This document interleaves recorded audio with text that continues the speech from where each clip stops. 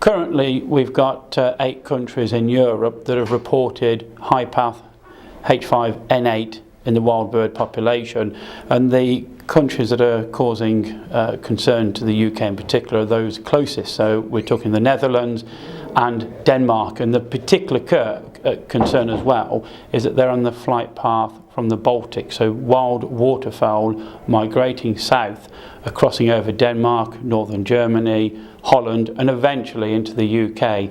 So some of those countries on the flight path, I've mentioned Denmark and Holland, and also Germany, have reported cases in the wild bird population of high path AI. So that is the concern given the potential threat to the UK. Denmark and Holland, as I understand it, have issued a housing order, so free-range birds must be housed, and I believe France are actively looking at housing. At the moment they're looking at the risk to, or they're assessing the wild bird risk. They're carrying out increased surveillance, and they are considering a housing order for free-range poultry. So there is increasing concern amongst our producers that housing would be an appropriate response.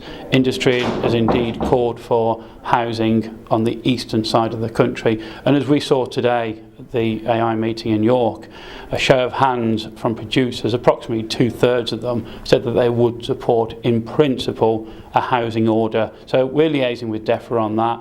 The 2 key concerns that Defra have got is that there is a lack of clear evidence that housing free-range birds is an effective disease mitigation measure. There's also concern on the back of that the effect it could have on birds themselves if they're used to ranging their well-ranging flocks. What impact will it have on their, potentially on their health and welfare if they're no longer allowed to range?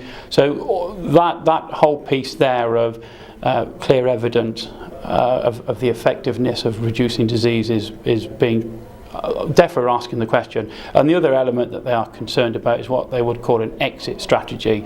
So what conditions have to exist? What would be the trigger to rescind that housing order? So for example, if they imposed a housing order now, say for the next 30 days, if we fast forward the clock to 30 days and nothing had changed in the disease risk status, then what would we do then? You know, would we continue for another 30 days? So what does it look like? What is a clear exit strategy, and what needs to happen for that housing order to be rescinded? So Defra are talking to industry, they are happy to engage, they are asking for more evidence, but personally I don't think until we get the high risk or the risk status of incursion into the wild bird population in the UK, until we get to that point, or indeed we have evidence of wild waterfowl in the UK being infected with high path AI, I don't think that we will see a housing order in the UK for the time being until we get to those points.